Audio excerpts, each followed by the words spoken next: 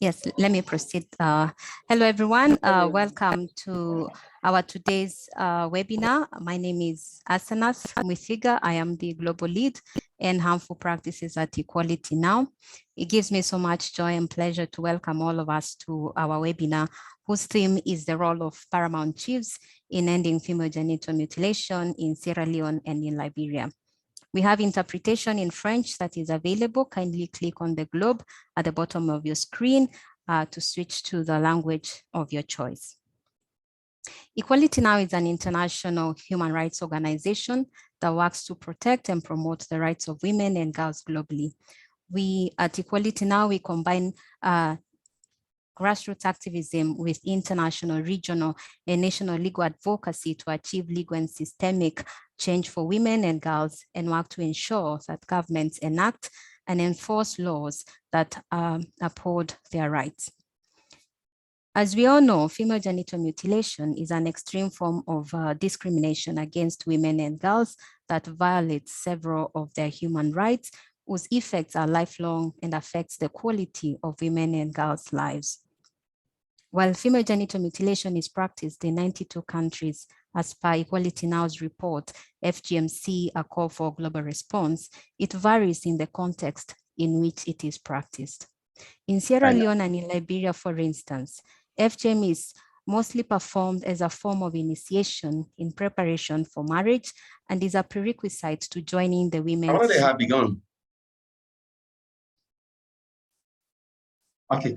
Secret Society, the Bondo and the Sunday, respectively. Members take an oath of secrecy and are not allowed to discuss what happens in the bush with non-members, and there are various sanctions that are ascribed to this. Efforts have been made over the years to eliminate FGM, and although specific laws prohibiting FGM have not been adopted in both countries, bans, however, have been declared. For instance, during the Ebola period, there was a ban in Sierra Leone, and even in Liberia, there was a ban in the year 2018. Recently, in the year 2022, in February, the head of the Traditional Council of Liberia announced a 3-year ban, which is a bold and a positive step towards permanently prohibiting FGM in law for women and girls. Anti-FGM campaigners in Sierra Leone and around the world are hoping that a similar ban can be effected in Sierra Leone. It is against this backdrop that we as Equality Now have organized this webinar. We have an amazing team of experts from both countries, that is in Liberia and in Sierra Leone, to facilitate the experience of how FGM is being, anti-FGM campaigners are working towards abandonment of FGM in Liberia. And we want also to understand what is the role of Paramount Chiefs in ensuring that they take lead in the ban to end FGM. We look forward to a fruitful discussion. And now it gives me pleasure to hand over the opportunity to Aminata Koroma. She's a member of Forum Against Harmful Practices in Sierra Leone to moderate this session. Thank you. Aminata. Thank you. Yeah, thank you very much. Yeah, thank you very much, Asina, for laying the platform. And good afternoon, all. Today we have about 7 panelists, 3 from Sierra Leone, and then the rest from Liberia. We want to make it very brief because for every session, you have 20 minutes. And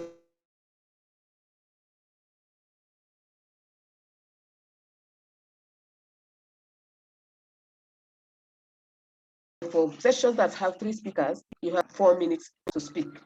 Background, we want to start with the first question. And that question, we look at the context on Liberia and Sierra Leone of previous bans. We were to start with the Honorable Minister of Gender in Liberia, but since she's not yet here, we want to start with Madam Rugiat Kuruma, a long-time activist, a politician, and somebody who has a heart for FGM. So if Madam Rugiat is around, you have 3 minutes to tell us about previous bans in Sierra Leone, because I believe in Sierra Leone there have been previous bans. And so we want to hear from Madam Rugiatu Kuruma of Sierra Leone. She is the founder of Amazonian Initiative Movement. She has been a Deputy Minister of Social Welfare. She has also been a Deputy Chairperson of the Local and District Council. So we see that she's both a politician and an activist. Over to you, Madam Rugiatu, and welcome to this session. Thank you very much, Aminata, and good afternoon, everyone. My name is Rugiatu Ture, Mrs. Kuruma. Thanks to Equality Now for giving us the platform to talk on the role of Paramount Chiefs and then the ban on FGM in Sierra Leone. We say tentative ban. As we all know, FGM here is regarded as a traditional practice within our Bondo society, wherein women and girls are caught. And so Paramount Chiefs are key in having that done because they are the custodians of tradition. They give the permission for the practice to continue as custodian of tradition. So every activist working in any community, the first point of contact is the house of a Paramount Chief, wherein you pay a courtesy call and ask for permission. So they are key in the work to end FGM in Sierra Leone. The practice has been banned twice in Sierra Leone. As I speak, there is still a ban, even though nobody is respecting the ban. But the first time FGM was banned was during the Ebola outbreak as a means of trying to control spread of Ebola. The government by then banned all secret society, including FGM. And also the present government also placed a ban. This was not actually due to COVID, but it was due to violence within the male secret society, which is the Power Society. And so the government placed a ban on all secret societies. And as I speak, the ban is still going on, though it's not respected as I've just stated earlier. So even though there was a ban in both times for Ebola and then now, you find out that the male secret society most time respects the ban. But when it comes to the female, it has always been a problem. Abide by the ban, but others do have initiation.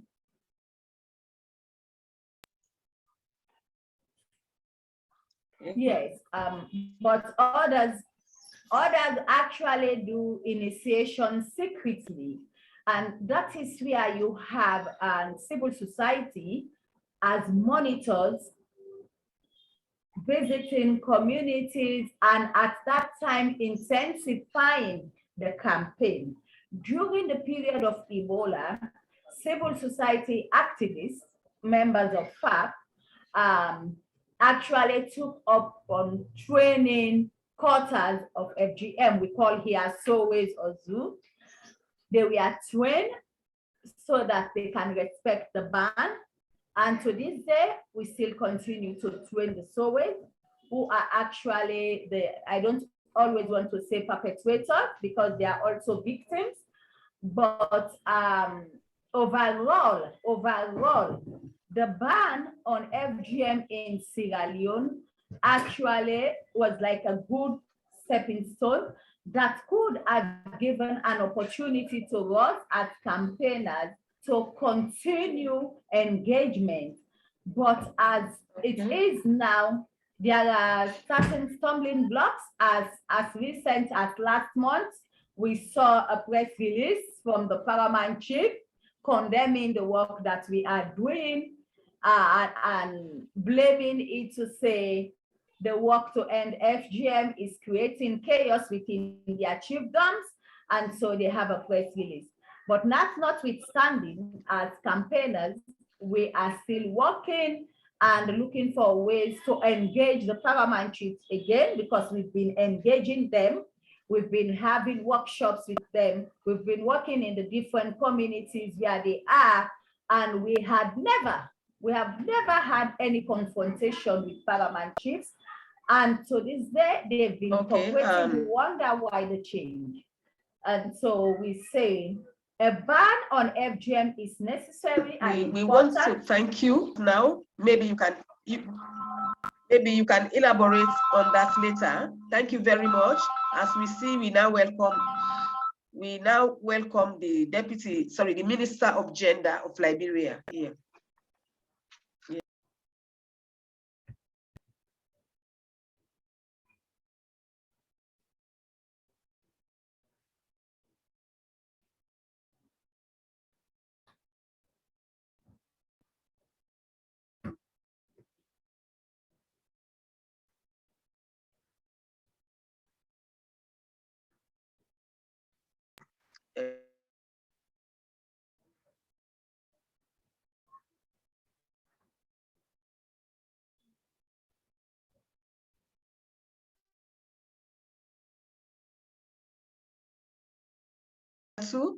We now welcome the Honorable Madam Wilimiata. I get the name right. We welcome you now to take the platform. You have 3 minutes to tell us about the ban in Liberia, the present ban in Liberia. Honorable, you are welcome. Thank you very much, Madam Ugetsu.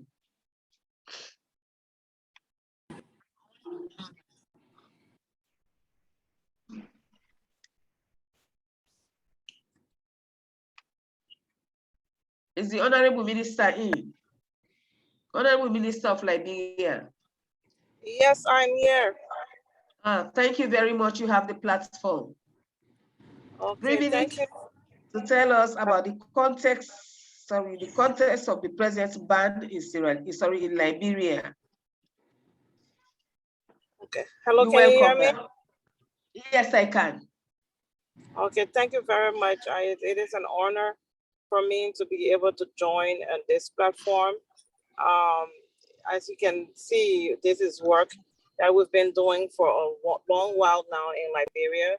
We came into this administration in 2018. Our goal was to make sure that we could do away with FGM in a way that at the end of the day, we will eliminate it, but in working in conjunction with our traditional elders. So what we did was work directly from the get-go with the traditional leaders to ensure that they were happy with the process and that we're not stuffing down our wishes or wishes from the international community into their throats, where they will, reject the work we're trying to do and move further into the bushes, or went ahead and start crossing borders. So what we want to talk about the impact of the 2018 ban and the strategies adopted to ensure the adoption of the present 3-year ban in Liberia. This was something that was not highly publicized. On top of the impact of the 2018 ban, because what happened is that the executive order was not extensively enforced, and there was limited monitoring. The ban was considered ineffective as there was no penalties for violators. Also, based on studies conducted in Liberia, the practice of FGM itself has some economic gains. So that's something that right away we realized, and the benefit went to female practitioners or those. In this case, the ban did not address the economic benefits of the female practitioners and how, we work into doing away with with FGM and replace that with something positive for the zoos. So there was no form of economic alternative programs, thereby creating a loophole in a full implementation of the ban, as well as in its monitoring. The challenge of prioritizing economic gains led to continuous forceful initiation, as there was unwillingness from the zoos, which also led to the increase in underage girls' initiation and their exposure to health risks. As we know with the genital cutting, there were even less engagement, buy-in with traditional chiefs and elders, which led to the ineffective implementation of that ban. And based on lessons learned, the ban helped to increase support and advocacy towards the eradication of FGM. So that was a good thing. So to ensure that the adoption of the present 3-year ban in Liberia, the following strategies have been adopted. And I'm sorry, I think I'm just coming online. I've been in a meeting, so I'm driving. So, but we want to ensure that, you know, with this present 3-year ban that we have on the table with the practitioners of FGM, and especially working directly with Chief Zanzan Kawa and the chiefs and elders of Liberia, we want to ensure that we have consistent engagement with the authorities.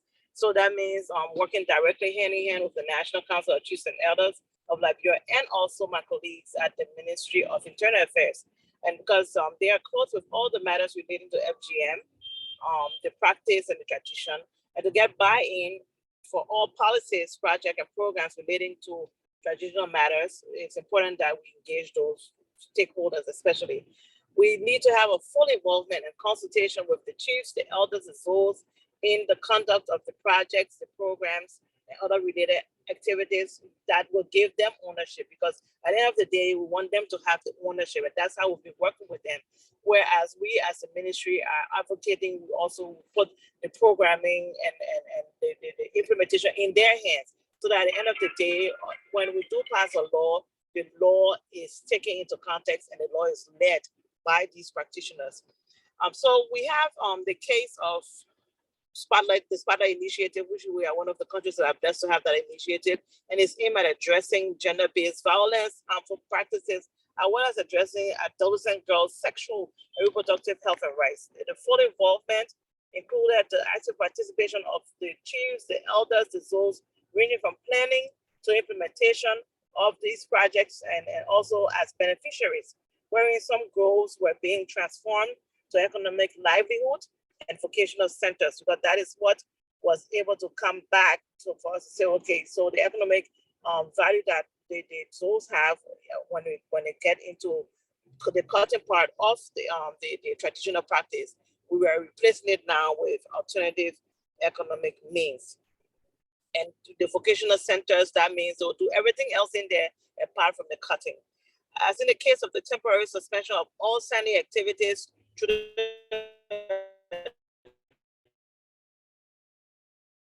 2019, the suspension was essential as it provided an opportunity to conduct an inventory. That's what the chiefs wanted to do, and so of traditional practitioners and their goals, and as well as provide alternative economic livelihood for those practitioners. So based on the inventory done, the traditional council themselves, will now be able to fully monitor to identify 1,335 traditional practitioners and the 721 traditional groves within the 11 FGM practicing counties in 77 statutory and administrative districts across Liberia. So to date, about 300 practitioners have received alternative livelihood support as an alternative to the abandonment of the practice of FGM.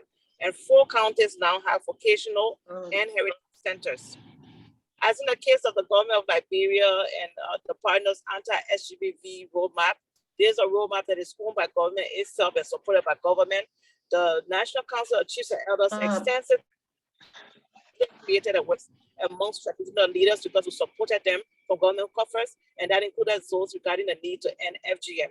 The awareness took form of focal group discussion. They did banners, they did flyers, billboards, and then had press conference from the National Traditional Chief himself, National Chairman Chief Zanzan Kawa, and the Ministry of Internal Affairs held separate meetings with the traditional leaders regarding their own role in ending FGM in Liberia. And this also— Thank you. Thank you very much, Honorable. We are very sorry we are constrained with time, but I think I have one question I want to ask. Is this ban a national ban? Is this all the Paramount Chiefs in Liberia that have agreed to have a national ban, or it's just from one section? Well, it is the entire, it's the National Chiefs and Elders, so it is the entire leadership of the Traditional Council, and that includes the souls who are practitioners also. Oh. Okay, thank you very much. Thank you so much for taking time from your busy schedule to attend this meeting. We'll get you back shortly, and you can elaborate more on what the other things that this ban has benefited for Liberia, because we too want to learn from that, from Sierra Leone, and see how ours can take part in that discussion. Now we have that we've got information from the two politicians. I call Madam Rugiatu a politician also, even though she is an activist, but she also is a politician. Now we want to listen to Nelly. Nelly, we want to look at the CSO point of view in the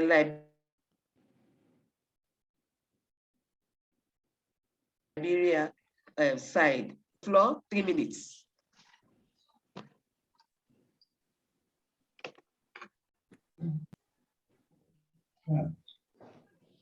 Nelly, you have the floor for 3 minutes.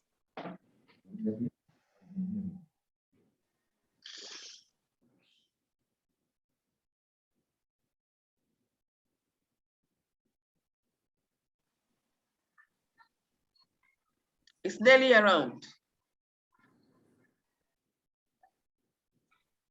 I think she's not able to unmute. We can proceed to the next one. Aminata. Okay. Okay, thank you very much. So we go to the next question. What are the interventions have been adopted? For this one, we want to listen to, let me just get the person. Hello. We want to listen to, sorry, is Nelly in? Okay, Nelly is Yes, on. I'm in. So yes, Nelly, you have the floor. You have the floor. I was muted. I was muted. So I just realized that. Okay. And to talk about what can be done to maintain the political will and to push toward the implementation of the ban and to adopt a specific law prohibiting FGM.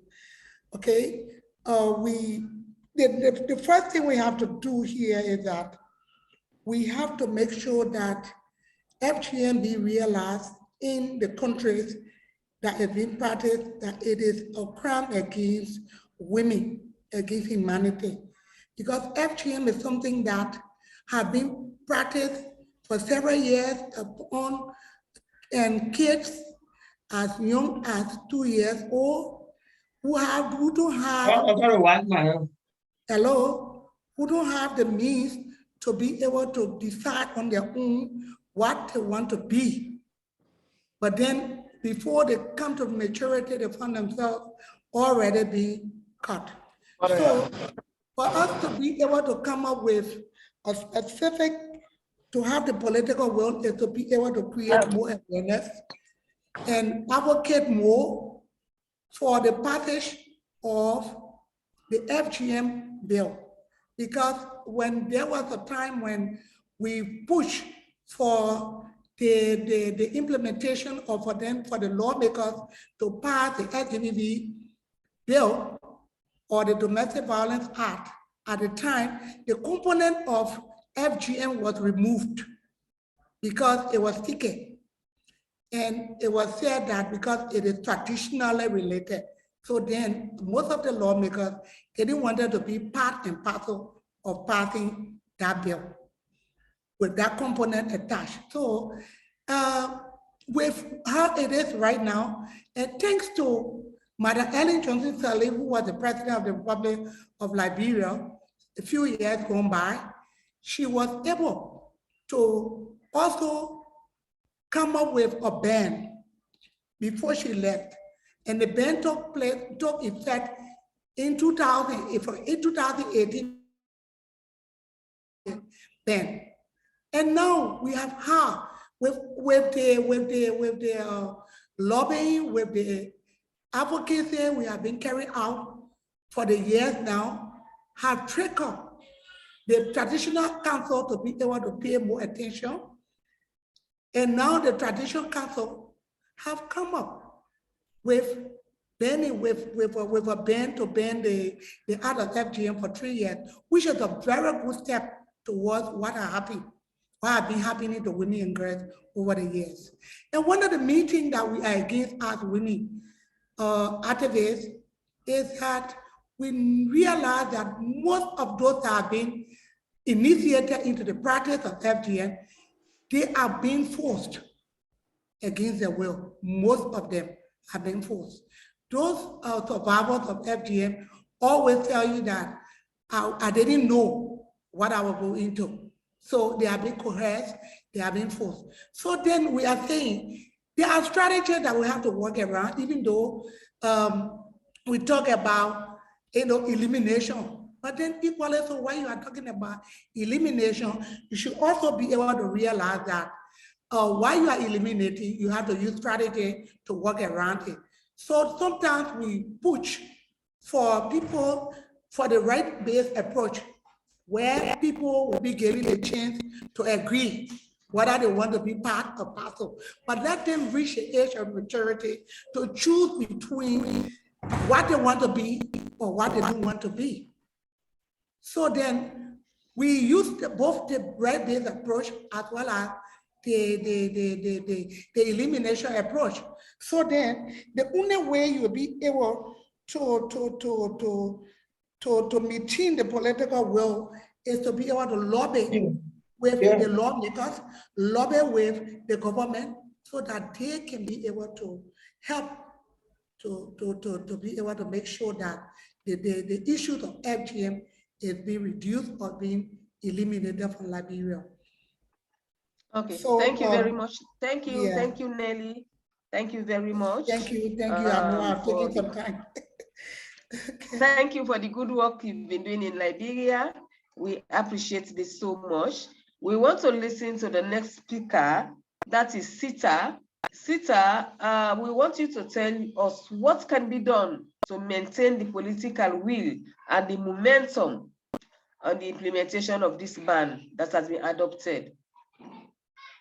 That's for Sita.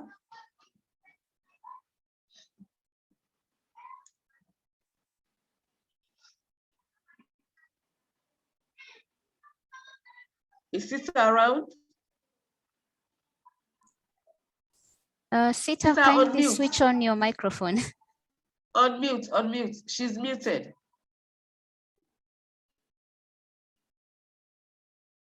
Sita, can you unmute?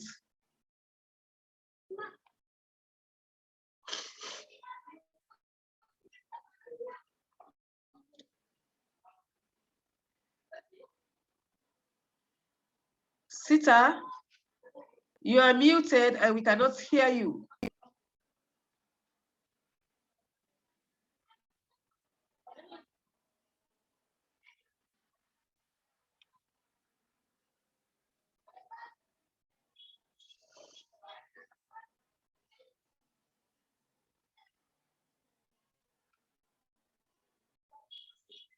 Sita, please unmute your microphone. Unmute.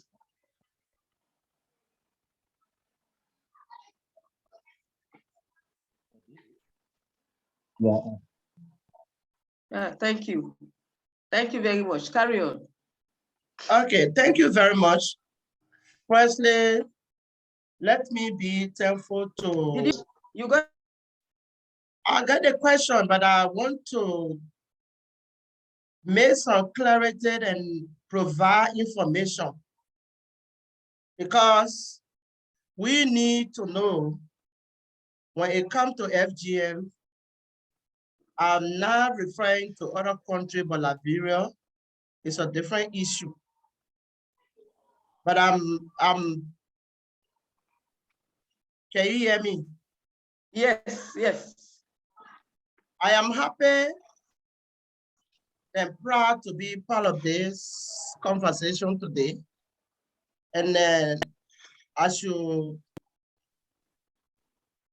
firstly recognize Halimatu for making us to be part of this conversation that need more clarity, more information for the understanding of those who are not coming from Liberia or not living in Liberia, they are not Liberians.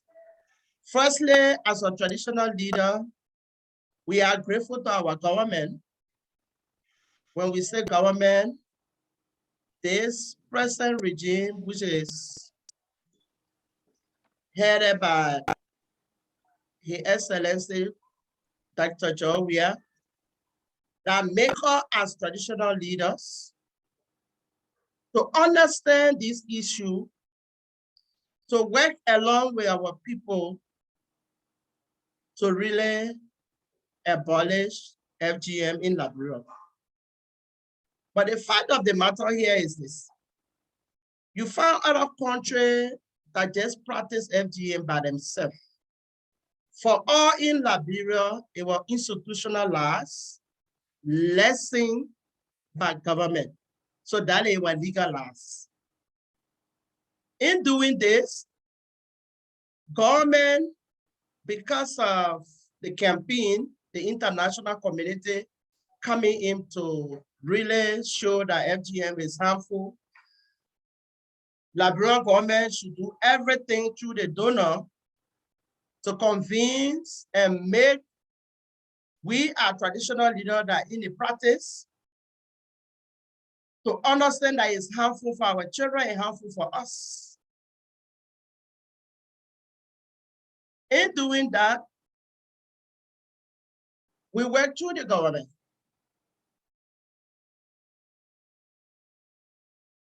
The government make the donor to sponsor or support us in the campaign. Firstly, the first challenges we have in this campaign with non-member, because if I say non-member, if you are not member of this FGM, you are not the leader, like we said, the Zoos, the traditional practitioner, they are the Zoos. You are not close to authority to interact with them. Then you just go after donor funding and just talk verbal. It sometimes brings the challenge to the campaign. But through the government, we're able to really come together. Firstly, we ask the donor, which is UN Women, to sponsor us, to enable us have statistics into the country that practicing FGM. We wanted to know how many bushes they have, how many traditional practitioners they got, so that we can sit together, because this is issue that's very, very sensitive for us in Liberia.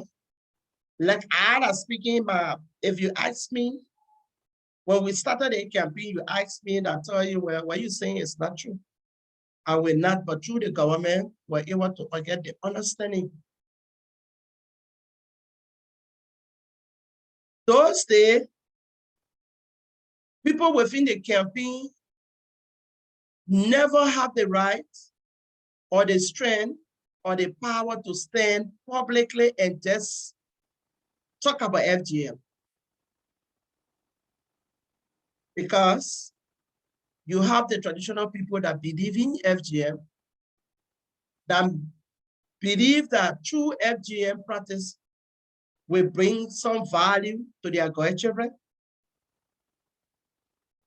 For that reason, it was institutionalized. But as I stated from the beginning, the government came in and were able to understand the issue that we should abolish FGM. I am speaking, I'm leader today, traditional leader, but I went in the bush, I spent 3 years. The time I went in the bush school, the value of women was just to go to bush school, they prepare you for a marriage. But we realized that now the present reality is to build the capacity of your grandchild, give them good education so they can fit in the society. Every traditional woman of Republic of Liberia want to see their grandchildren becoming minister, superintendent, you name it. So we realized that as leader, we got into the campaign. And in that process, the government and the donor gave her the support. We went first phase, we suspended for 1 year. So in our work around, have another project that they will see as value of their grandchildren, which UN Women sponsored through the government. We were able to realize Heritage Center today. We were able to realize Village Saving Loan.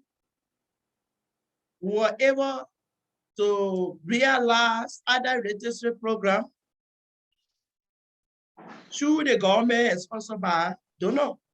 Okay, we want to thank you very much. Thank you very much, talk, but for push so that we meet the time frame, we want to thank you very much. We really do admire Liberia for having you as a paramount chief, as a chief. For Sierra Leone here, they are the custodians of the culture. I and they find it difficult to talk. Having you and the minister of gender let me correct that. Let me correct that. Let me just correct that. Please. I coordinate the affair of chief and elder and traditional leader Republic of Liberia. Okay. Thank you very much for that correction. Yeah. I hope we'll have time to learn more from you people. And we do hope it would have been a physical meeting where we can, interact and know more about Liberia. We want to thank you very much for making time to attend this session, and we appreciate it. We learned a lot from you. Thank you very much, ma'am. Now we move to the next session, FGM and politics. FGM and politics. The first question will go to Madam Hannah Yambasu. How can we prepare? How can we separate FGM from politics, especially during the election season? Hannah Yambasu, you have the floor. Madam Hannah Yambasu is an activist. She is the director for Women Against Violence and Exploitation in Sierra Leone, and she has been working assiduously to protect women and girls. And she is also the deputy chairperson of the Forum Against Harmful Practices, of which I am the executive secretary. Madam Hannah, you are welcome to the platform, and we want to hear from you. FGM and politics, how can we separate the two, especially during the elections? You have the floor for 3 minutes. Thank you very much, Aminata, and thank you very much for my colleagues at Equality Now for giving up me and all of us at the panel, on this panel, the opportunity to share and to bring on board what we can do to end FGM in our different countries. The question given to how can we separate FGM from politics and ensure politicians and now can we ensure protection for women and girls from harmful practices. One thing I want to say that, first of all, we have to make the community very strong for them to understand that FGM is not politics, and for the politicians to know that they cannot use FGM to win election. Because one, FGM is a human rights violation, and it's harmful, and it's painful, and it's gruesome on children. And one thing we have to know is that for us in Sierra Leone, it is so confusing and mixed up, because politicians are saying that when they can actually pass the law against FGM if the communities are ready and they have actually asked them to do so. And what can we do? For us, I think our strength should be on more education with our community people, for them to know that FGM is bad and that politicians should not use it for their campaigns. One, we all know in Sierra Leone that all MPs are given development funds every time, every quarter, whatever it is. We should make sure that the community knows that that money given is for the politicians to develop their constituents, not to build buildings for soways, not to put uses for initiation of girls into the Bondo society, especially for the FGM. I think for me, we can separate that by intensive community engagement, because one thing I've learned that because of illiteracy so high in our country, and especially among women, so politicians use that as a leverage of gaining influence from our community women. So for me, I want to see how we can actually engage community women, because in our communities we have proved it, and more women are saying no to FGM, especially when we in Sierra Leone, it is not all adults, it's all of children below 18 that are going through this process. Very few of 18, 19 go, because the age 18, 19, some of them have knowledge of the practice, and most of them now are refusing to enter, especially when they have reached the age of decision. So for the next generation, to make sure that we protect them, and to separate this issue of FGM being used by politicians to gain power, we should actually work with the parents as we work with the children. Even with the adults, we should actually make sure that we go out at a large scale, not just in our communities, see how we can get the support to inform communities that politicians have money for their development. They need schools, they need hospitals, they need clinics, they need good roads, they need more waters. Let them look at development that they want for their communities, and let them prioritize them. Let's use the community-led approach, where communities will come up with their needs, and then confront politicians that these are our needs, not FGM. Once that is done, we can separate FGM from politics. We cannot work just engaging one side. This is a national issue that we should take all over with one message, that politicians have money for community development, but not for the practice of FGM. Because now we have, this time next year, we'll be in election. And what can we do to make sure that we reduce the sufferings of girls? Because as I speak, more girls, younger girls are going to, their parents are sending them, politicians are paying for this initiation. So what can we do? We can do it through a massive education, get funding, engage government, engage the Ministry of Internal Affairs, engage the Ministry of Education, engage the Ministry of Gender and Children Affairs, engage the Ministry of Social Welfare, and engage the Ministry of Health, because these components, they are very pivotal to addressing this issue of FGM in this country. Because as I speak, we are seeing a downgrade. Thank you very much, Hannah. Thank you. We so much appreciate you. And we want to call on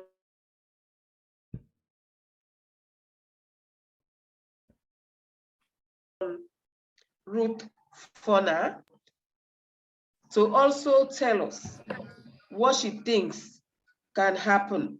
How can we separate FGM from politics? And what can we do by engaging in initiation during elections? Hannah will have our honorable, applicable to you as a minister. Now we, Ruth, you have the floor. Is Ruth around? Good. Thank you very much. I want to say good afternoon to everyone in this forum.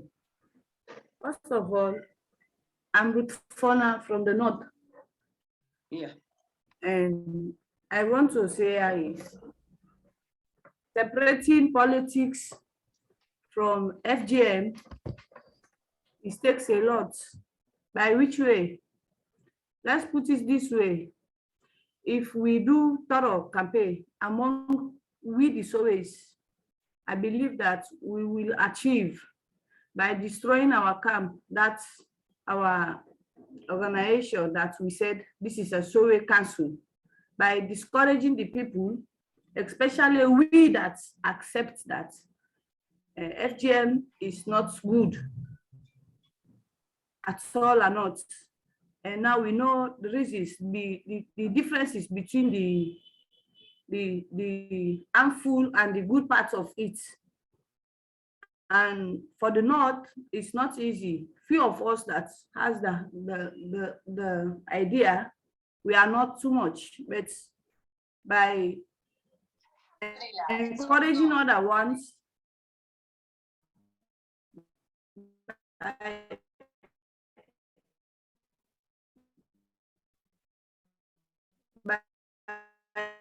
going around, only meet, if we can gain 50% of between we and the politician.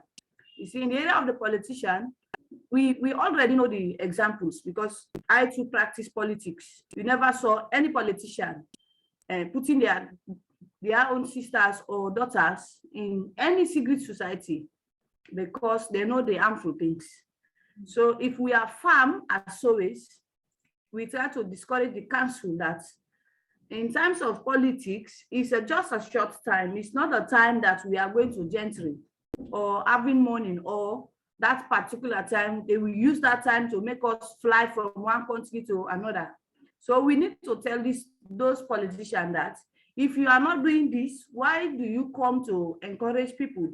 And if this some of this information coming from we the Sowe's, I believe they won't come in and do anything using in the name of politics to come and do any bondo around or any other civil society that is not good for us. Because as earlier my sister said in Liberia, I heard her very well, that no Sowe now want to see our daughter being a dropout. Also, all secret society people, they want to see that their children claim that map that any politician in this country, especially in Sierra Leone, that wherever the children went or to study or to learn, we also as Sowe, we want our children to be claimed that step. So those area is very important. So if I believe that through AIM, we want to thank Madam Rugiatu Nene Kuruma. She's doing very well by bringing us together, training Paramount Chiefs and with the secret society, and to tell us the importance of education and the harmful things. Because through this, we lost so many lives in this now. Because in previously, Bondo is a area that we use, our forefather used to train girl child how to sit, how to greet, how to do things in common. Despite, even if that girl is flying or going anywhere, she will carry the family career. You will never see that girl misbehaving. But now they just choose to put the wickedness, and the wicked parts of FGM is more than 80% now, as we expected.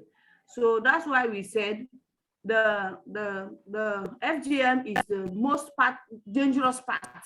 Bondo is not the way where we take Bondo now, because before is an area of we the women, holding meetings, put things together. We develop ourselves for the future of our children. But now they involve so many harmful things that they are against. The number one, like cutting. The cutting, we are against of it, because that cutting is not helping our children. For us, as for me, thank you very much. Thank you very much, Ruth, and thank you for displaying the flag of Sierra Leone. Today is our Independence Day. I am so happy to see you in your green, white, and blue. And so thank you very much for selling Sierra Leone. And I see somebody comes in the chat, Mr. Jibril Kambo from Liberia. Thank you very much. You are welcome, and we're happy that you are here. So thank you very much, Ruth, for telling us that you were a former Sowe and you have abandoned the cutting because you know it is not good. We hope our politicians will listen to us and stop the cutting, especially when they don't allow their children to go through it. Thank you very much, Ruth. Lastly, for this topic of Liberia, to tell us FGM and politics, how can we separate FGM from politics, especially during the election? We look forward to getting all that we missed in your first presentation. Thank you very much. Thank you, Ruth. Welcome, and thank you, Rudiatu, for bringing her on board. The Honorable Minister of Gender, Liberia.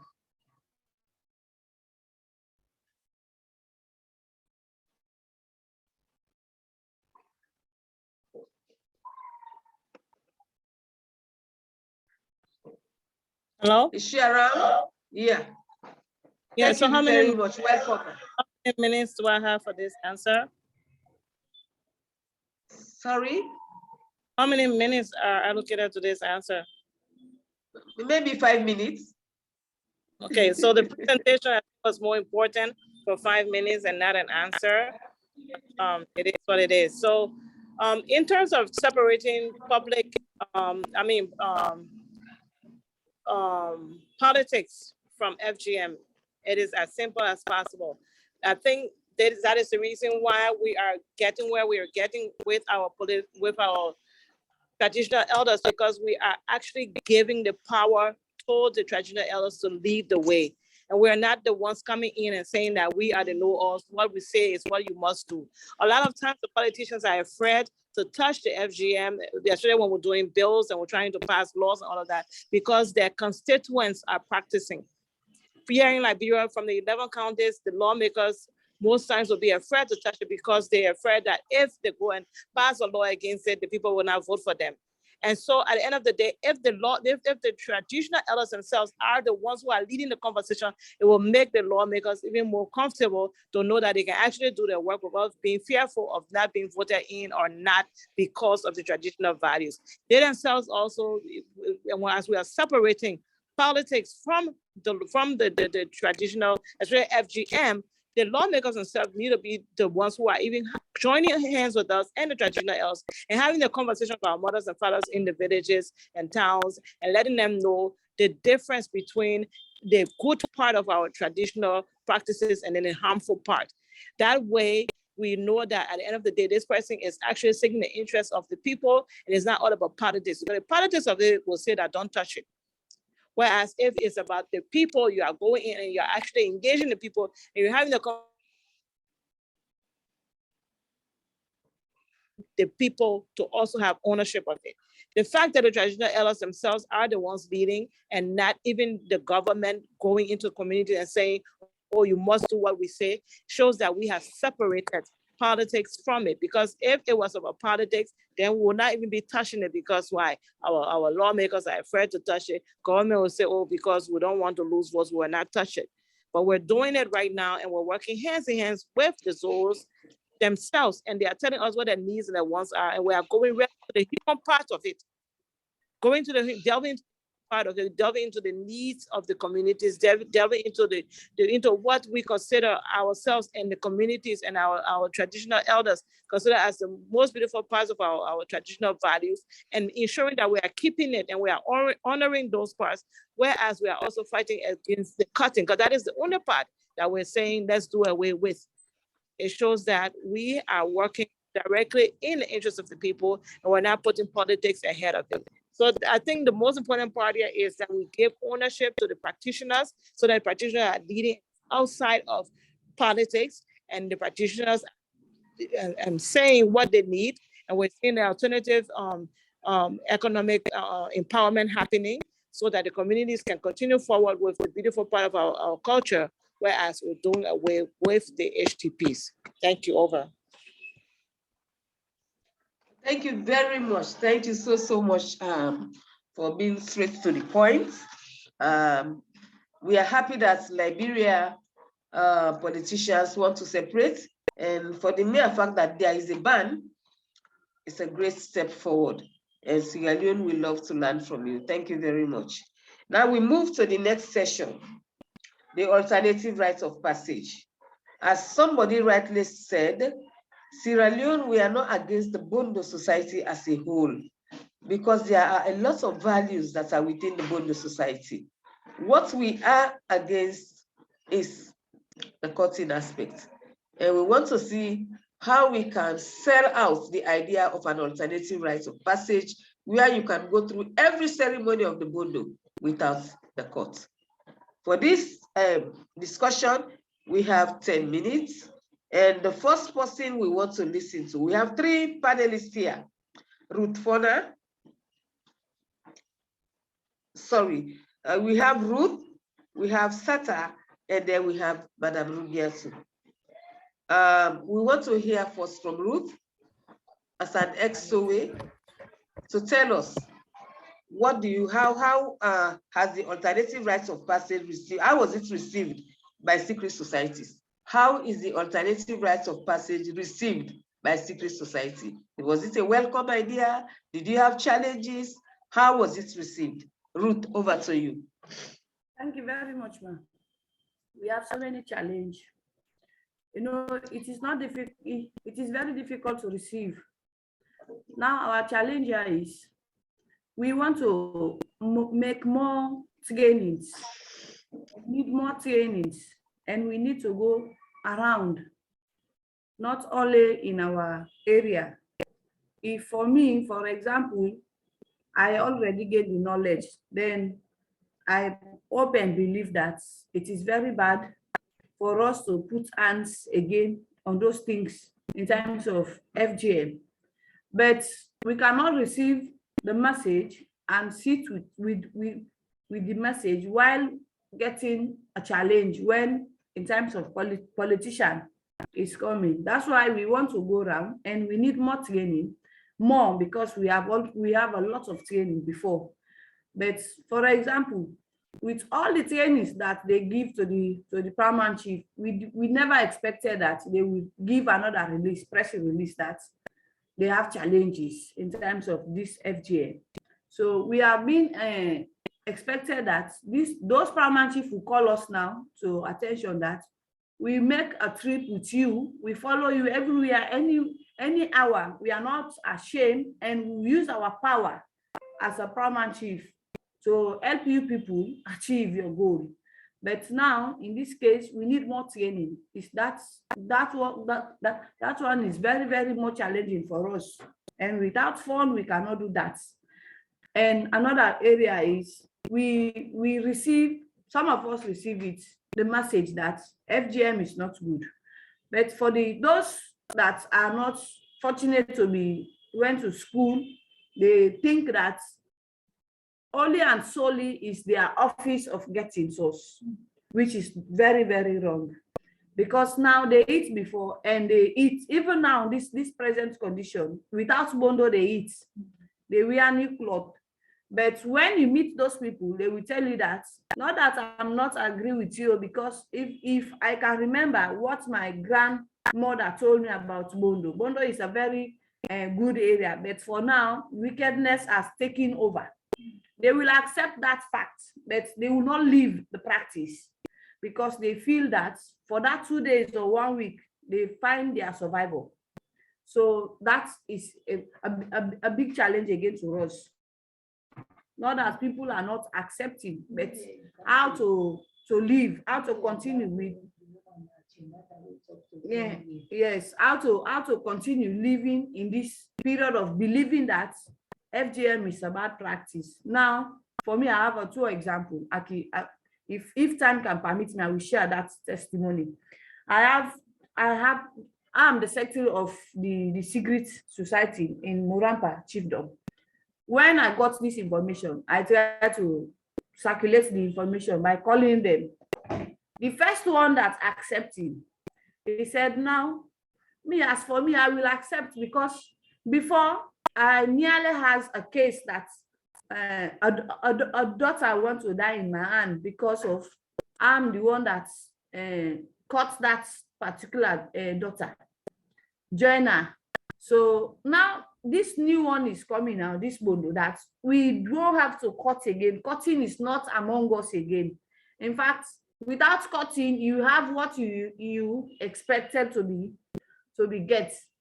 Now look at this area. Another one said, okay, we had, but for me, if I'm not doing this practice, I'm not going to leave. Oh, but the other one accepted the fact that if you remove your hand on those harmful things, even if you sleep, you have peace. Even if you go to the mosque, you pray, God will forgive you, because before you did not know. But now that you know, you do that, you continue getting more sin to God. So you see how difficult. Thank you. Thank you very much, Ruth. Thank you so much. Now we see the difficulty. Number one, some take it as a source of income. Number two, some don't want just to drop it because they fear that when they drop it, maybe others will provoke them, and you know the rest. So thank you very much for giving us that explanation. Now we want to listen to Sata Fona. After Sata Fofana, after which we want to listen from Rugiatu. So Sata, you have the floor for 4 minutes. Sata, you have the floor. After Sata, Madam Rugiatu, prepare yourself for telling us about the alternative rites of passage, bondo without cutting, because I think you have experimented and you have more idea to tell us. Thank you very much, Ruth. And now we want to welcome Sita.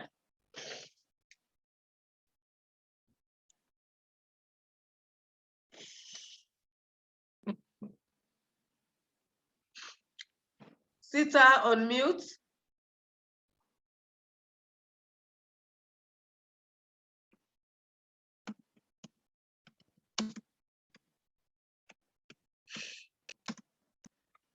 Sita, please unmute yourself. We cannot get you.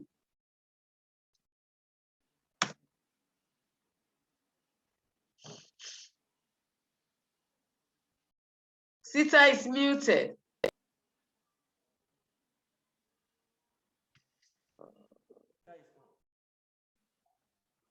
Hello, can you hear me?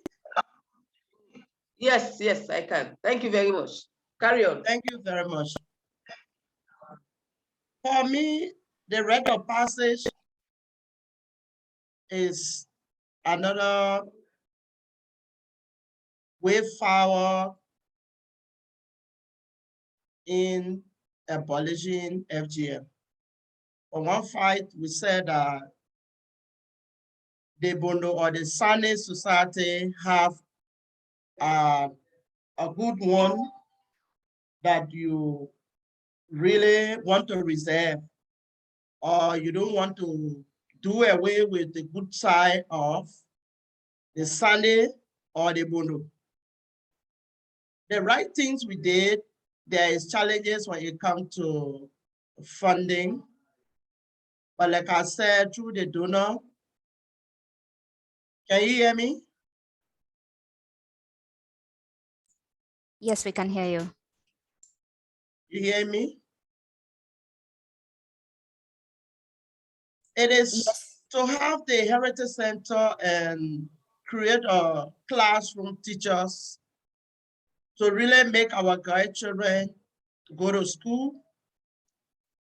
After they come from the school, then they go for the training, that we believe that within FGM component, which is the Sunday Bush, there's a lot of good things that in it.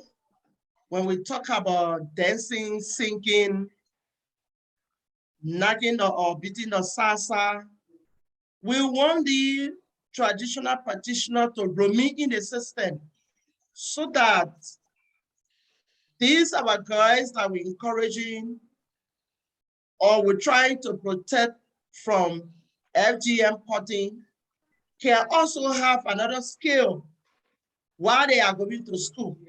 So the rite of passage is a good thing, but the challenges remain the funding, because there's a whole lot need to be done.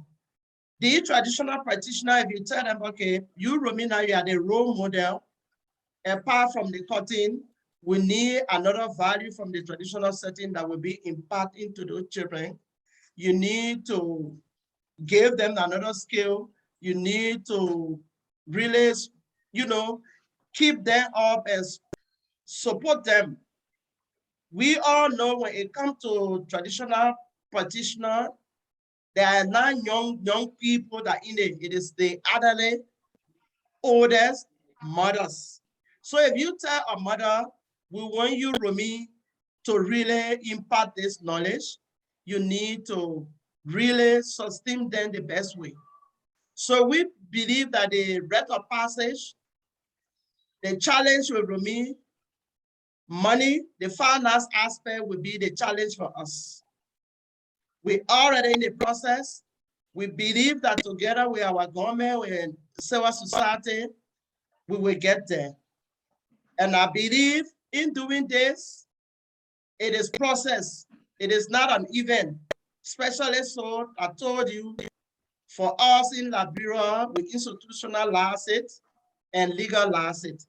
So to get rid of FGM in Liberia, it needs process, it needs support, capacity building. You need to mold these women, mind, deep mothers that just believe the best way to build your child capacity is to send them in a Sunday society for cutting. You have to create another income strategy that they will see as something that will be valuable to themselves and their children. So, like I said, our government is doing well through the donor. We already have full center for the training. We are asking that the donors should come in. We want to see many of these centers in the other remaining 6 counties, so that we can see our grandchildren going to school and becoming a PhD holder, doctor, engineer. That's a campaign we aim through the government as traditional leaders. So we really want to see that their rite of passage should be supported by the donor through our government, so that we can see our grandchildren in Liberia be free from FGM. So that in the future we will say and say, thank you. We will say and say yes. We will say yes. Thank you. We have succeeded. Thank you so much. Thank you. We have similar challenges. We know all of this is revolving around funding for more training, for expansion, to bring alternative livelihood to the practitioners.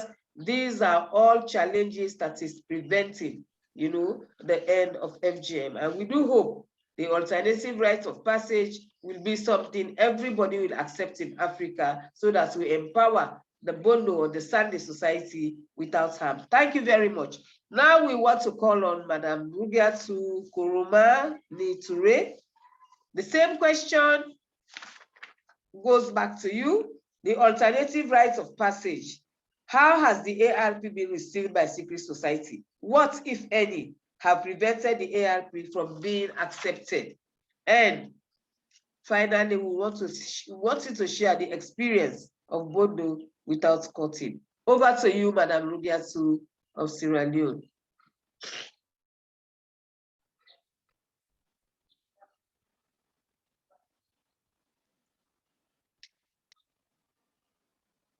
Rugiatu?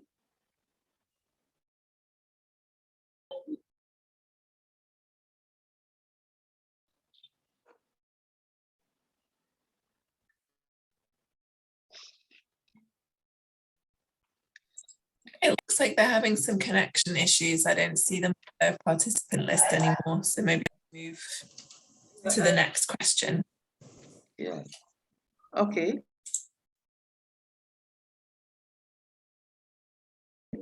Now the next question we'll go to see the contribution, how men and boys contribute to ending FGM.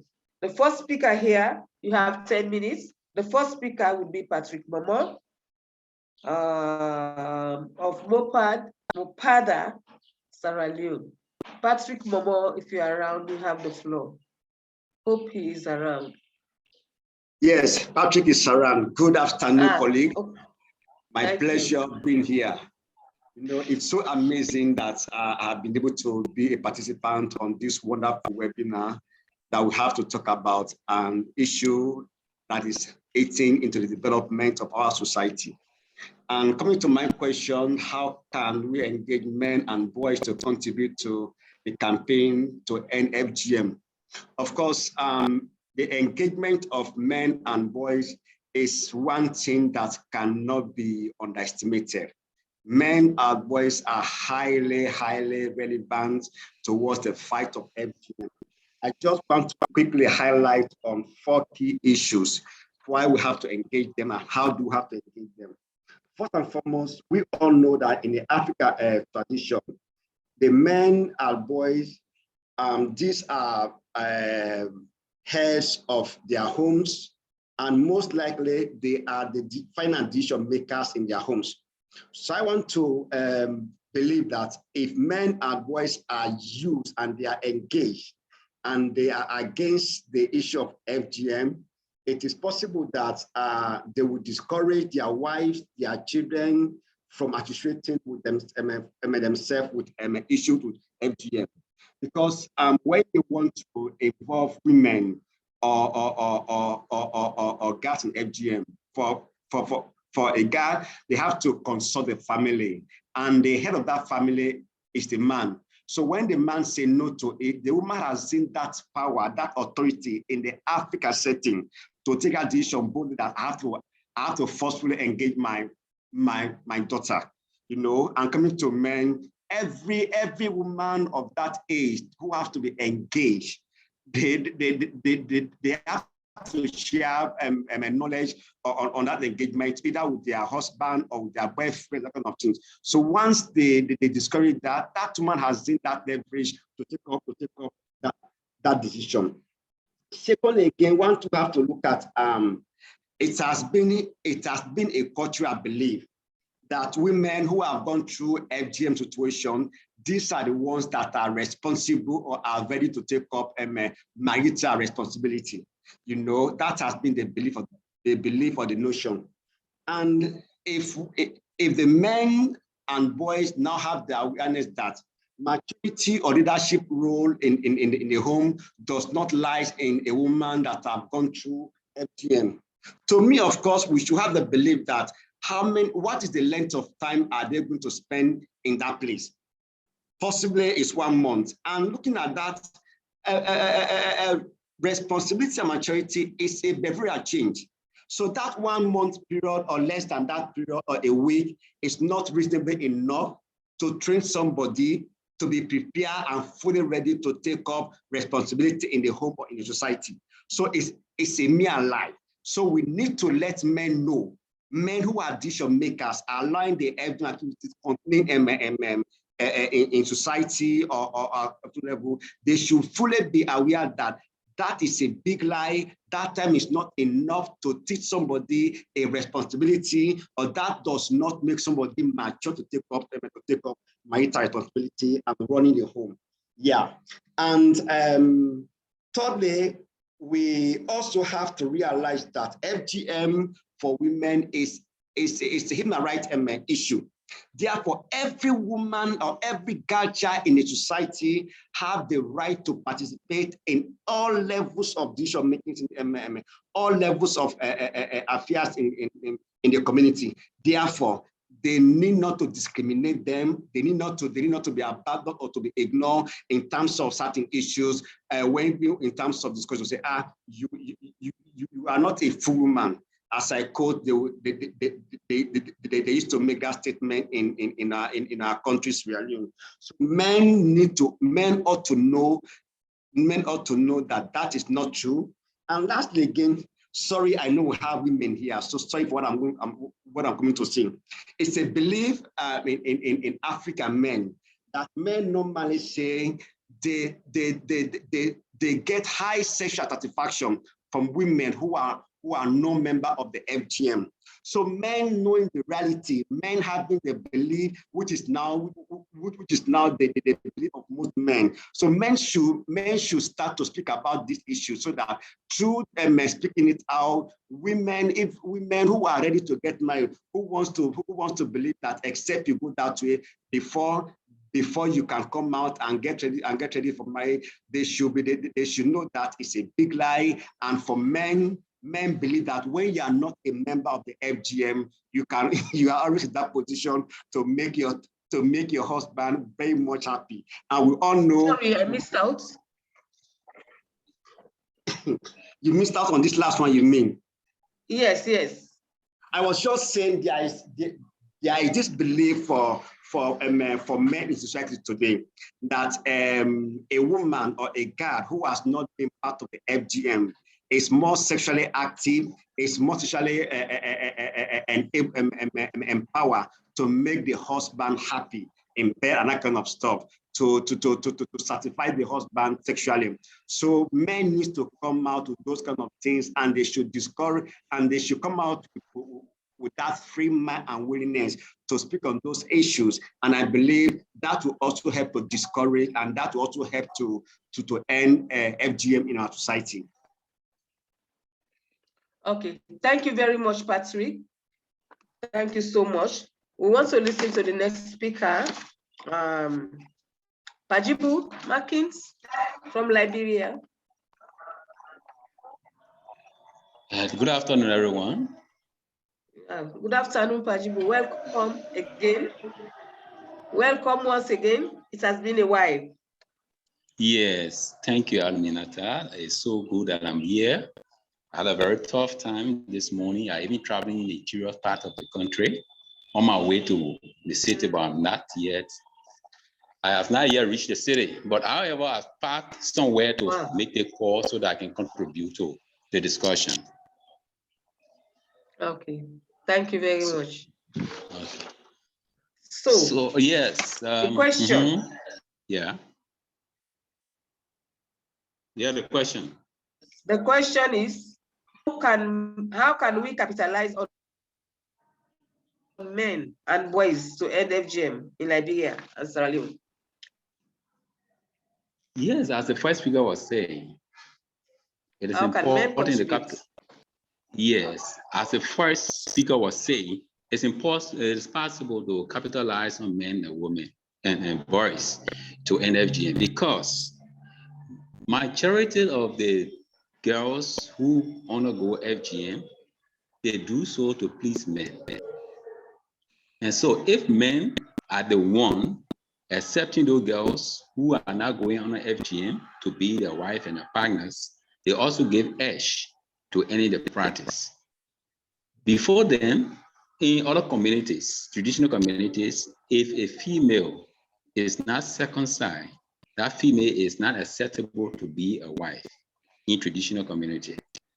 And so because the traditional communities see those female as people who are not fit to be wives, so they discriminate against them. Now, if men accept the fact that whether a female undergo FGM or not, she can be a wife and accept that part, that also will contribute to any FGM. So when men are engaged, boys are engaged in accepting the fact and also campaigning against the practice, they give it an edge for the practice of FGM to go to an end. So in Liberia, yes, we have our programs, and some of our colleagues have other programs that have men and boys engagement with the practice of FGM. So men take the battle and took the mantle, the boys take the mantle to campaign against the practice by engaging other men and other boys to accept the reality that the issue of FGM is no more important. It's a human rights issue that should be squat out. So most of the men and boys accepting this, joining the practice, also convincing other men and boys, making it possible for the practice of FGM to go to an end. So yes, in Liberia, men contribution, boys contribution in the campaign is also contributing to the end of the practice. Are you there? Hello? Hello? Hello, we're here. I think Aminata is having a problem connecting. Thank you very much for your contribution, Pajibo. And thank you for, I think that's Aminata. Yes. Thank you very much. Yes, okay. Yes, I'm getting you clearly. Are you done? Yeah, I'm here. Yes.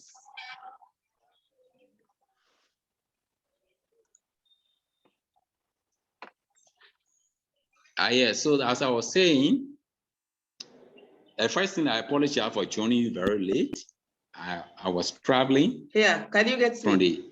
The interior? We would have listened to her so that she would have, yeah.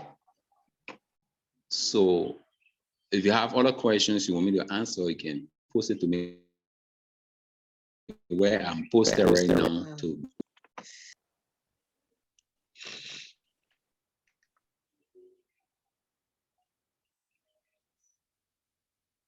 Aminata, are you getting there? Bad. Hello? Yeah, I'm getting you, but I don't know where.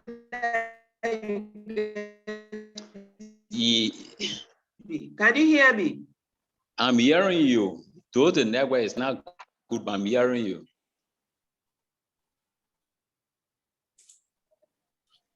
Aminata, are you getting me? I'll continue as we wait for me. Caroline, can you get me? Yes, I can get you. Please go ahead.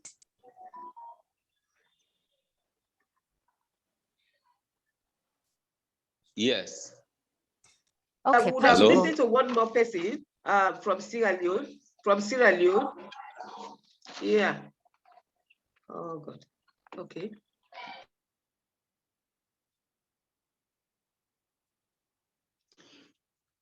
Oh. Thank you. Do you want me to mute my? Can I mute my mic?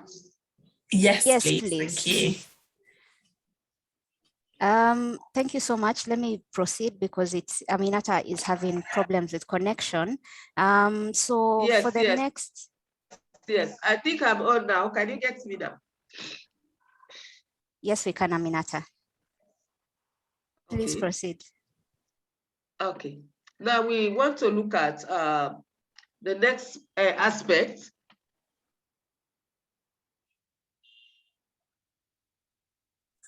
I think we're still having some problems, Aminata. You are still dropping in and out. So I wonder whether Caroline can take us into the Q&A. Yes, thank you. Due to time, we'll jump straight to Q&A. Please could you mute who is not muted? Okay.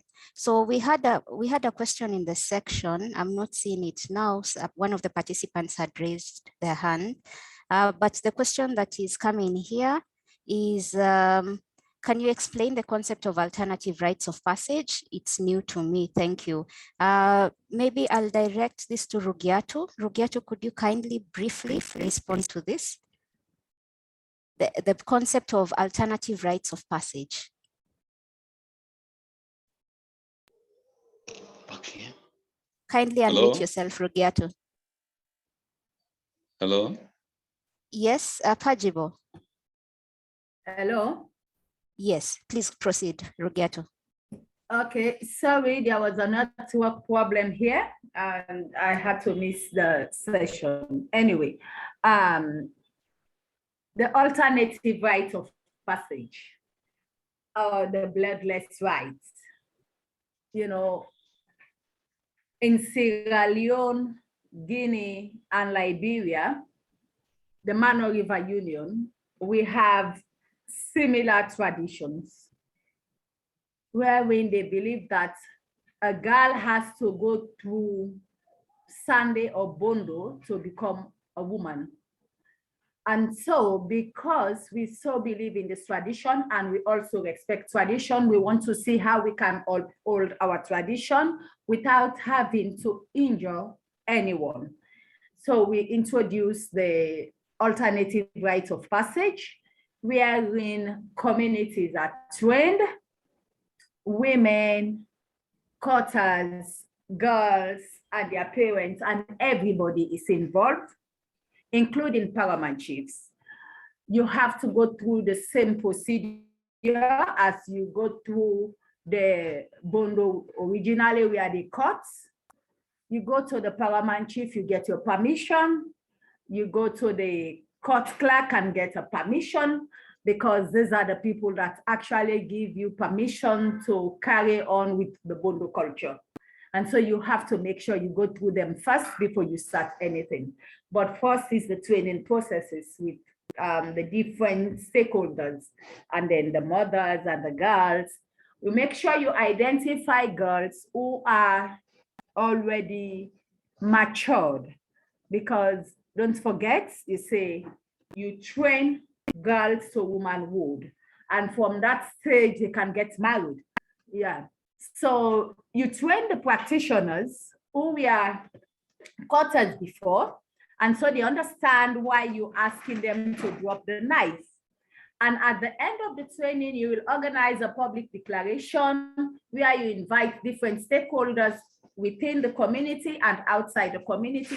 So these practitioners come forward with their knives and razors to make a public declaration. And then they change the head ties, which are red and white, so blue and yellow. So any practitioner you see with a blue and yellow head tie shows is a practitioner for the bloodless rights. So parents can easily contact them. In this procedure, nobody is losing anything. Sowers do not need to ask for financial support because they are not losing any financial support. The parents come as usual and they give them all what is required, and then the girls go through the process. But we bring in processes that we are originally for the Bondo training that we are omitted, and the focus was just on cutting. So when you do this training and then the people see this, including the Paramount Chiefs, you go back to them. There are processes that you lead that takes you back to the Paramount Chiefs. So as a way, you give the respect the Paramount Chief deserves. The women are trained as they were supposed to be trained. But what is happening now currently with the current Bondo, that's why I always say, if women are not careful, there will come a time the women will not have a place they call their own, a traditional place they feel safe. And so therefore we are saying they should allow, we go back inside our bush to do our trainings. When we had the alternative right, it was not just the Bondo training. We have Madam Anita, who came to visit and then did the training on hygiene. Remember, women in rural communities don't have the opportunity of sitting around the table. So it's only in this traditional bush that you can bring these women to talk to them and the girls. So even though they go through the Bondo culture, but they also benefit. We invited Dr. Aisha came as a part of the Forum Against Harmful Traditional Practices to train them on gender issues. These women don't have the opportunity to meet with these educated women, but because they have a safe traditional space, the educationists came, those who have gone through Bondo culture with a court, but have never entered into a bush after their initiation, came back to teach those initiates. So that is why we think we need to make sure we scaled up the alternative rite of passage throughout Sierra Leone, so that the women, the Paramount Chiefs, the politicians who want to use it as a way to say they want to destroy your culture will realize that as a coalition, our work is not to destroy culture, but rather to promote culture and see how we give the respect back to our Bondo culture. As we speak, there is no respect in the Bondo culture. But if we go back with the alternative rite of passage, we will train the Sowers to understand that they cannot allow people who are not members to even get involved in their discussion. They cannot allow our Bondo Debu to begin to sit on a motorbike, to begin to rap with men, they have to give the respect back to our culture. So the alternative rights, mainly the trainings are done within the Bondo bush, wherein you have the quarters we call soways, the mothers to speak openly and ask questions before the girls are taken into the bush. But the girls go through all the other processes and they do this with no blood.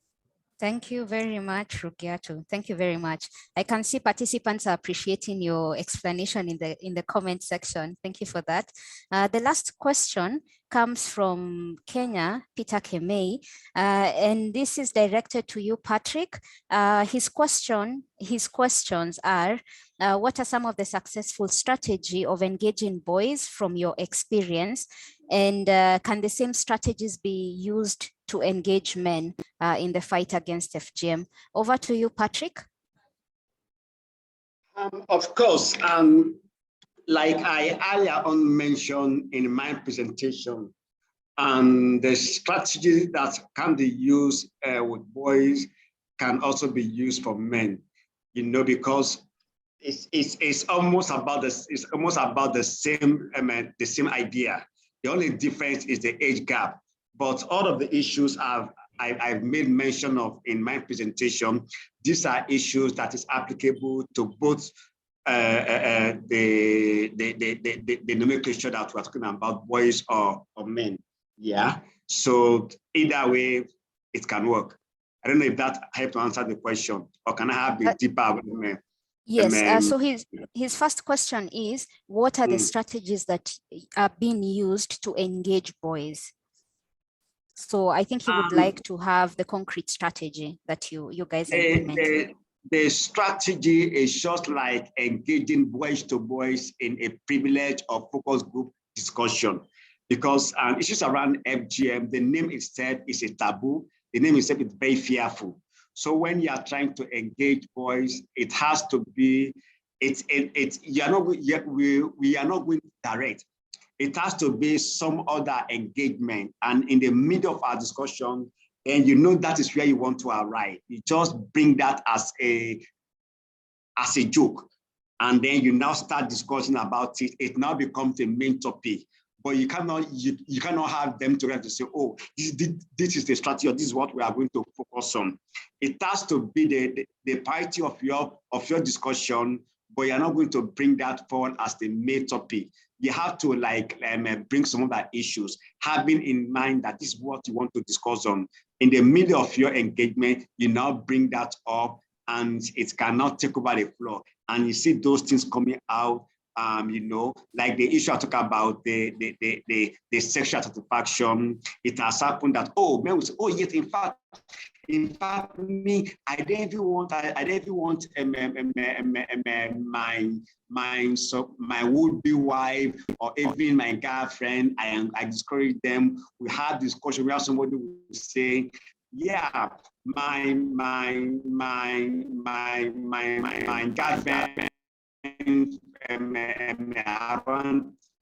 parents came, but because of my discussion with her, I think that she's not ready, because I've told her, me, I like when, sorry for women, sorry. So, I mean, it is working ways so that we can eradicate or end that. Yes.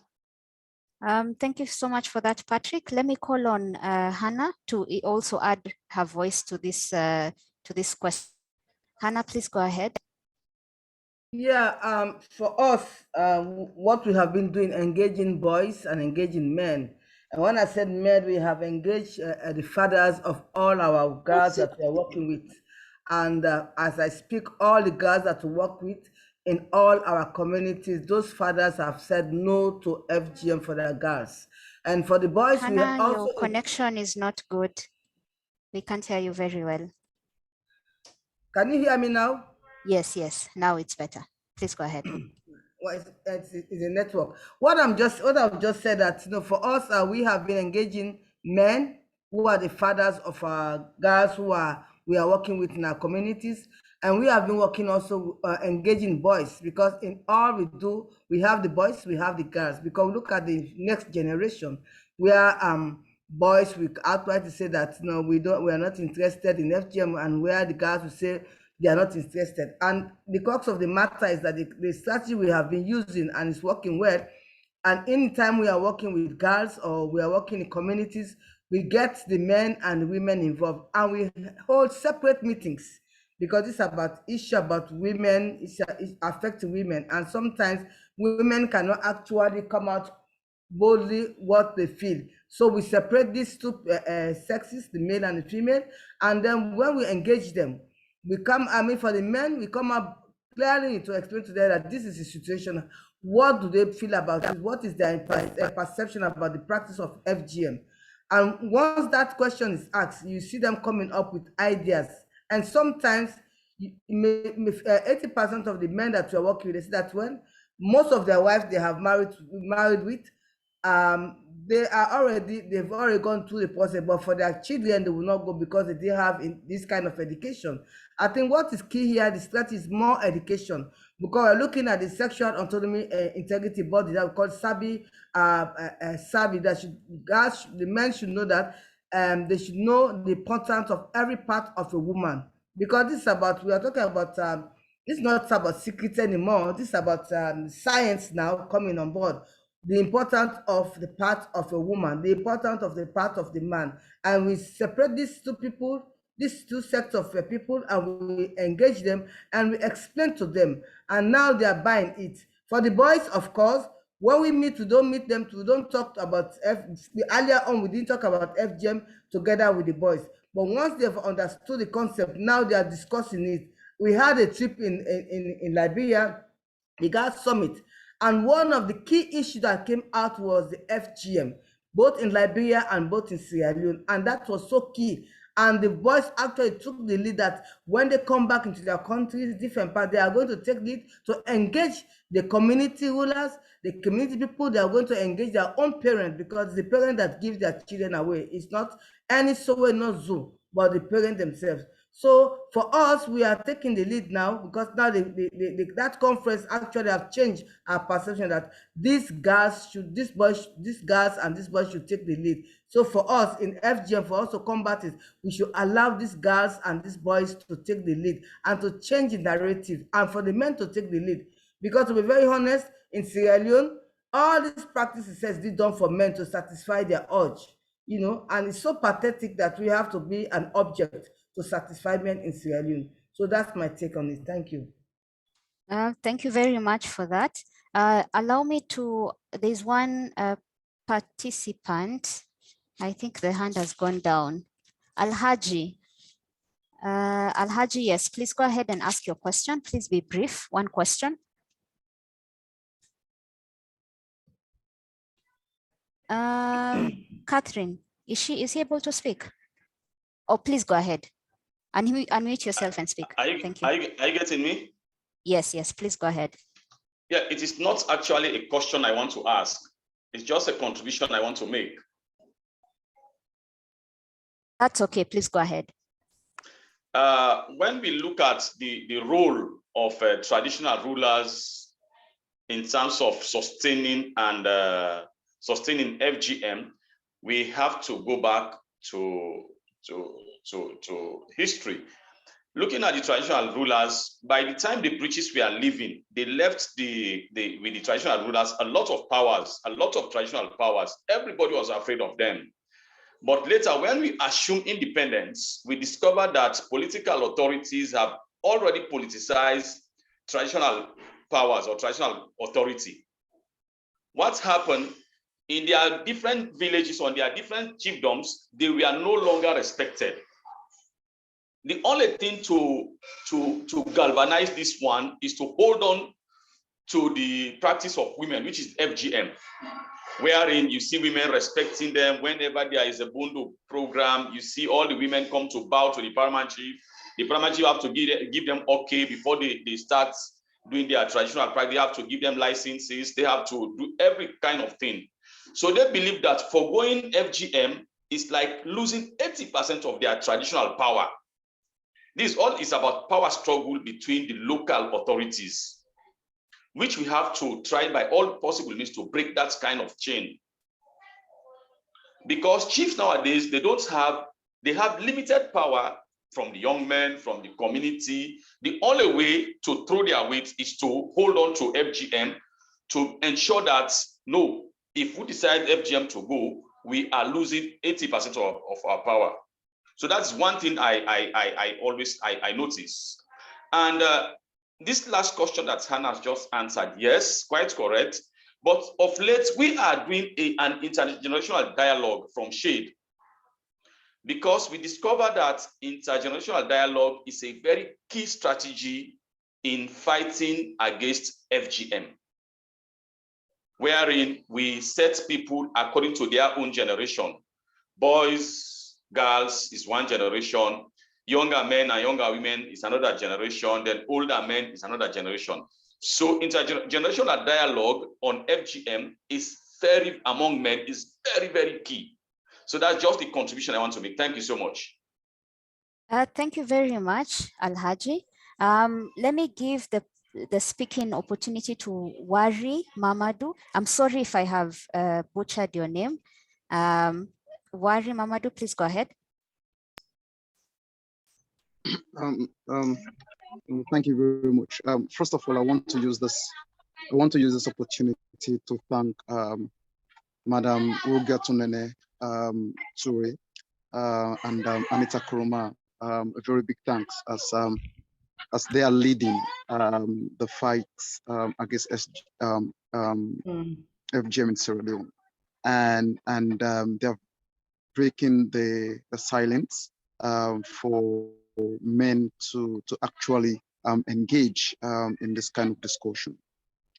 And of course, one of the things that is very clear is about the role of the Paramount Chief.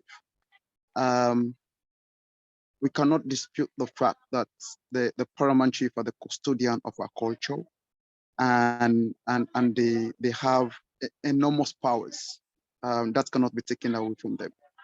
And even the political class in our society, meaning the presidency, the ministers, the honorables, they pay great attention to our Paramount Chiefs.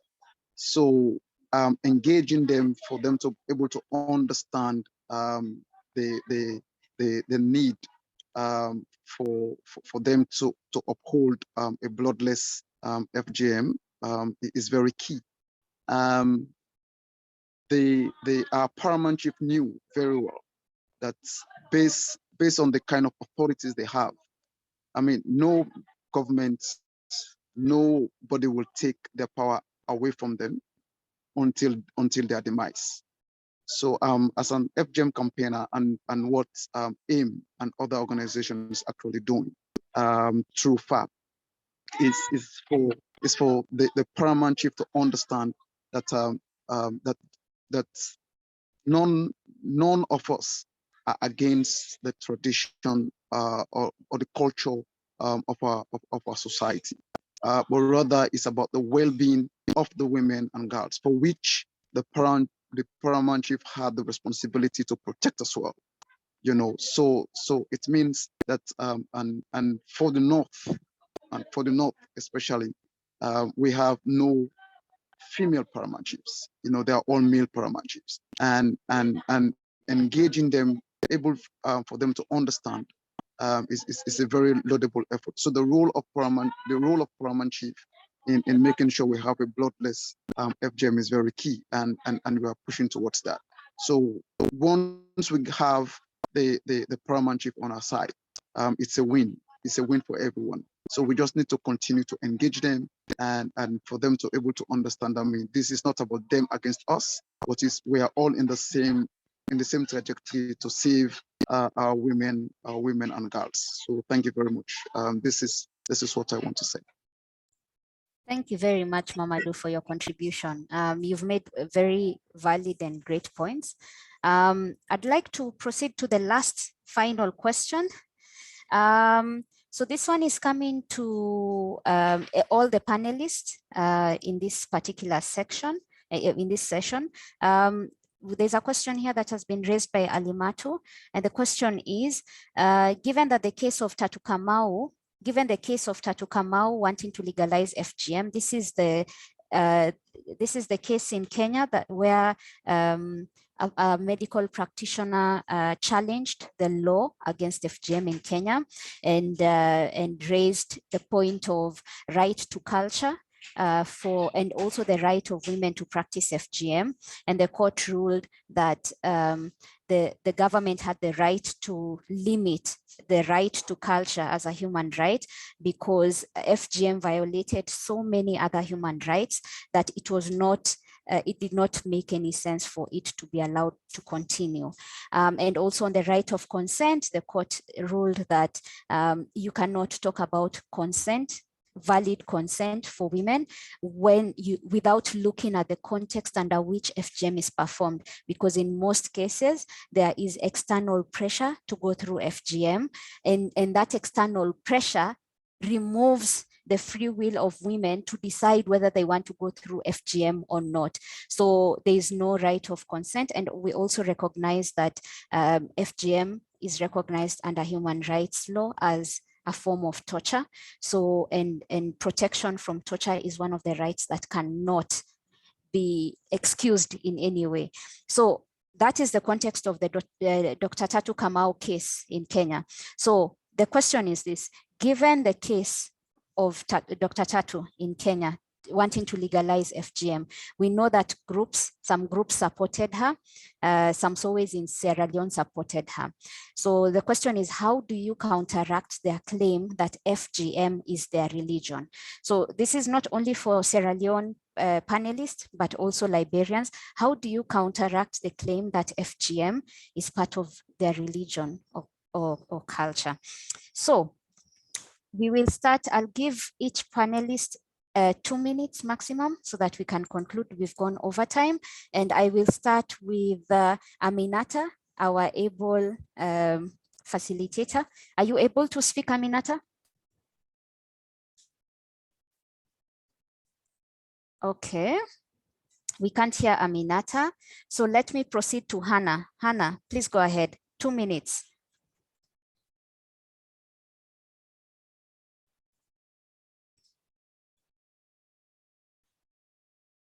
I think we have lost Hannah. Are you there? Okay, I'll proceed to Nelly. Nelly, are you able to unmute yourself and speak on this? Hello? Yes, please go ahead. Yes, what is it? The question is, how do you counteract the claim that FGM is part of religion for the Zoes in Liberia? So this is the question of one of the participants in this session. Okay, for FGM, we did our own research, and we noted that FGM is not in the Quran. And most of the imams to us that FGM is not part of Islam. But then we went back again to do some survey, and we had a place where we were able to talk to a few imams, and one of them told us that FGM is related to Islam. Okay, it's a practice that is connected to Islam. So then it's like it is somehow confusing. So, but when you check in the Quran, it's not there. So how can we say that it is religiously connected? So maybe we can say the traditional religion is something that has affected that, because people used to practice their own religion by worshiping idols, or maybe the rock, the water, the tree, you name it. So I think that is related to that. But when it comes to the larger religion, like Christianity, Judaism, and Islam, you cannot find that. Hello? Hello? Hello? Nelly, please go ahead. Yeah, so you cannot find that you cannot find anything about FGM in the Bible, neither is in Judaism, neither is it in Islam. So you cannot find it in any of their secret book. So then when it comes to talking about it, I think it is traditionally related, and which we know that it is traditionally related. So thank you very much. Thank you very much, Nelly. Sorry, I have to cut you short because of time. Patrick, quickly, please respond to that, and then we will move to Rugiato. Can you hear me now? Yes, Aminata. Yes, Aminata, we can hear you. Are you able to answer the question? Okay, thank God, I'm back. No, I just want to see that I am back. Hello? Aminata, we can't hear you. Maybe yes, carry on, carry on.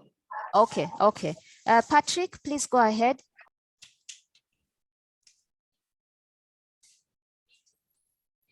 Hello, Patrick, are you able to unmute? Okay, we'll move to Rugiato. Rugiato, please go ahead.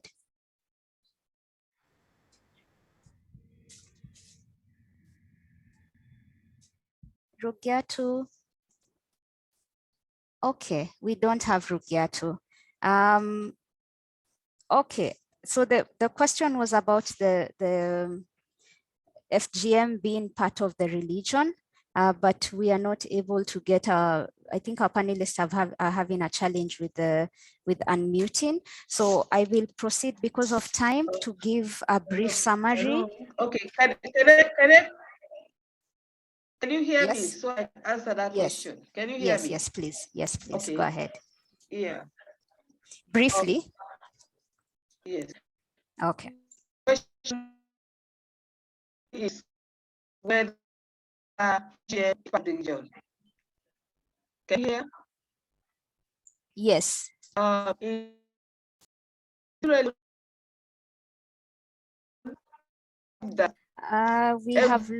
We can't hear you very well, Aminata. You're breaking. Is it possible for you to type your answer in the chat? Religious okay. Yes, you're breaking quite badly. We can't hear you very well. Let me let Rugiato. Rugiato, please go ahead. Yes. Briefly. You know, when people always want to refer to FGM as a religious issue or religious obligation, I always say the issue of FGM is not clearly mentioned in the Quran, yes, and in the Hadith, it is not an obligation. But there is one act of the Prophet Muhammad in Islam that he did marry a girl as young as 8 years. But today, the whole world, including religious leaders, have agreed that child marriage is wrong. And they have accepted that. So I believe continuous engagement, so people will realize that the issue of FGM is not an obligation.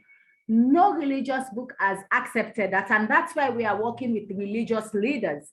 So we need to get these religious leaders. I remember one religious leader in Kenema told us that had the people who we are working on the abortion bill engaged them, maybe they would have supported that. And now that we are engaging them to understand the dangers of FGM, and now they realize that it is not an obligation on them, they are ready to join the fight and take the lead. So it's continuous education for people to understand. In religious leaders, it can be the men, it can be the girls, the sewers, but also we need the medical practitioners to get involved in this.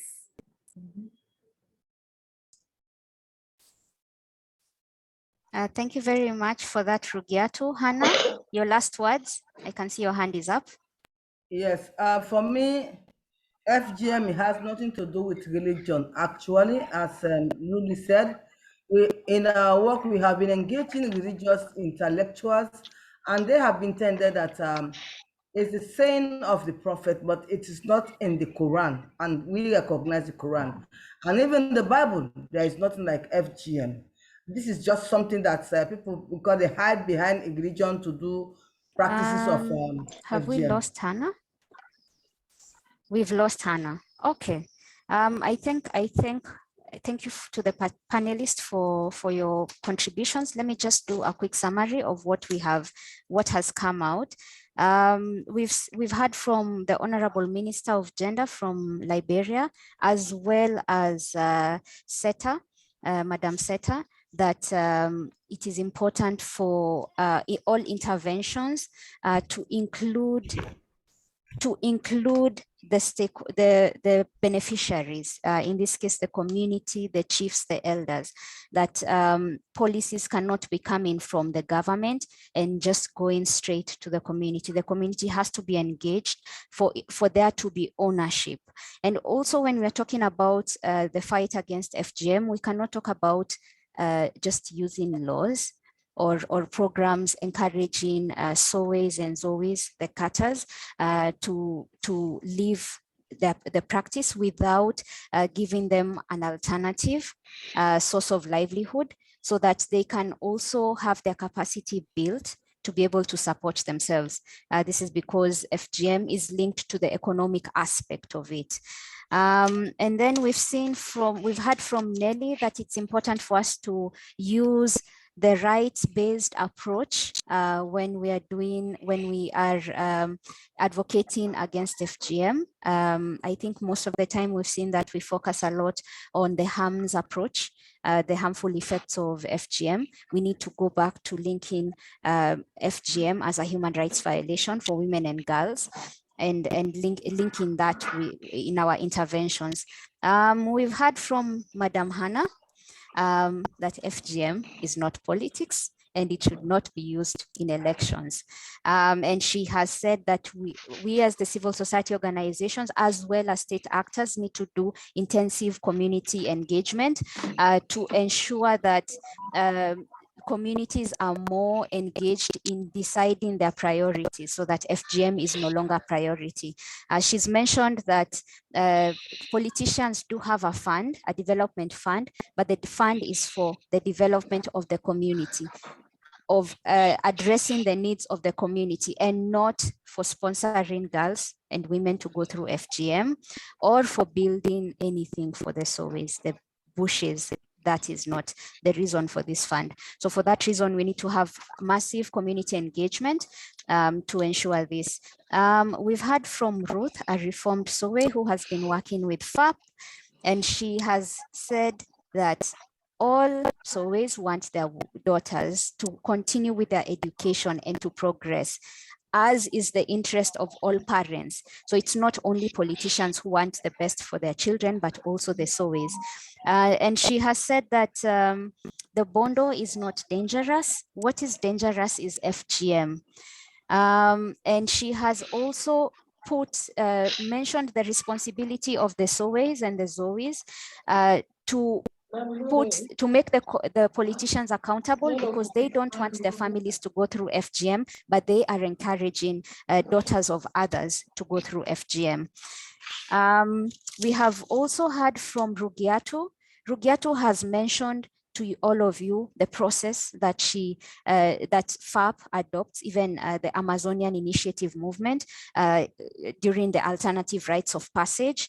And she has mentioned that there's intensive training of the practitioners, the SOWEs and the ZOEs, after which they make a public declaration to the community, and they are given different colors of headscarf, so from red and white to yellow, blue and yellow, to show that they are part of the bloodless bondo, bondo without cut. And she has also mentioned that the bondo culture remains the same. What is removed is the cut. And we've also heard about Patrick, who has given us the importance of involving, who has mentioned the importance of involving men and boys in the fight against FGM, particularly by ensuring that they are part of the advocacy interventions that we implement. We as the civil society organization, state actors, as well as the donor society, the donor community. And then we've also had interventions from our participants. One has mentioned that the importance of using intergenerational dialogue as a key strategy to fight FGM. And another one has mentioned a very important and interesting point of reminding the Paramount Chiefs of their responsibility to protect the well-being of women and girls, their women and girls. So these are some of the conversations that have come up. This is just a summary. This is not everything. Very important things have come up during this conversation, but all of that will be summarized and be put in a document so that we can share it with all of you for you to have access to it. At this moment, I would like to invite our global lead for End Harmful Practices program, Asenath Muidiga, to do the final remarks. Thank you. Thank you, Caroline, so much. And first, I have to apologize that we have gone way beyond time, but you have to bear with me. We have to agree with me that it was for the right reasons. And that is why as Equality Now, we create such platforms so that we can learn and share experiences and know what each country and organizations are doing towards ending female genital mutilation. I hope that you have takeaways that you've gotten from this session.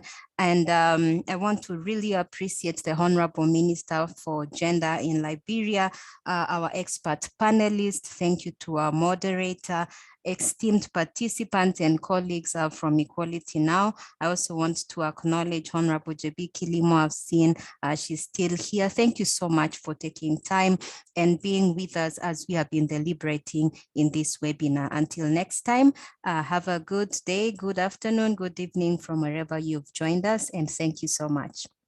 Thank you.